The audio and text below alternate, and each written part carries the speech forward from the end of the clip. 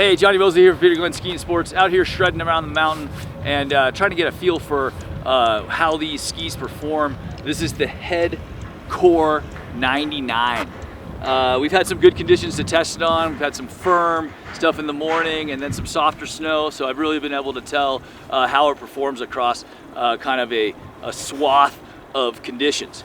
Now, Head Ski is known for making really damp, fast, grippy racing skis, and this is their ski that is more of an all-around ski. So what they've done here with this core line, which has been super popular, is try to get all those qualities of a damp race ski without using all the heavy materials that are necessary to make a race ski, to get that dampness and get that edge grip.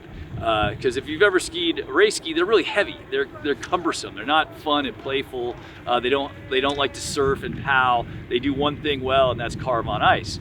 But if you've ever surfed if you've ever just skied a ski that's made just for pow, it doesn't do well on ice. So Head has tried to bring those two things together, and they've accomplished that by using graphene and carbon instead of metal in the layers over the Karuba wood, which is their super light wood core that they're known for using. Okay, so that's the technical stuff on it. The radius is like 18.5, which is kind of the shape, the curve of the ski.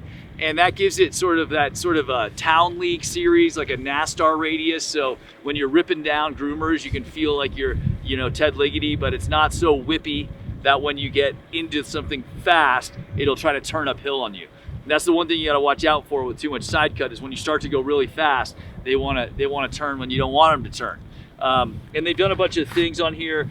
They've kind of have chamfered the top edge. You see it kind of instead of being a vertical sidewall. And that allows it to be a little more surfy, a little more playful. Let the tail release when you're in slush or deep pow. And I found it to be effective in all those areas. You can see there's a slight amount of rocker in the tip, but not a lot of rocker.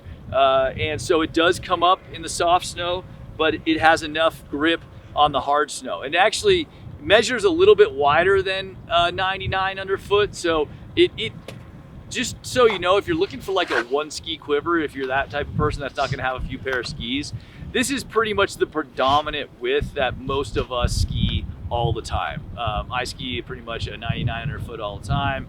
I was just checking with Darren Rawls. He very much skis a 100 underfoot all the time. So majority of the days, obviously if it's a big pow day, you go wider, or if you're, out just cruising pure ice, you're on something a little bit narrower. But this is a really good all-around ski. This will get it done. And don't underestimate weight. Weight is too heavy a ski over the day will be exhausting. And if you're like me, I like to do little tip butters. I like to get in the park sometimes.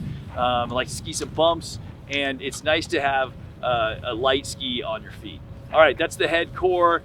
Sizing will just kind of depend on what you how you like to ski, but generally somewhere in the nose to forehead height is kind of like general rule of thumb. I mean, if you're a really hard charger, you want to go really long. If you like to be, I've been going shorter a little bit and noticing I've been fine on it. Some of the newer skis have so much stability that you can go a little shorter and feel like they're long if you need to.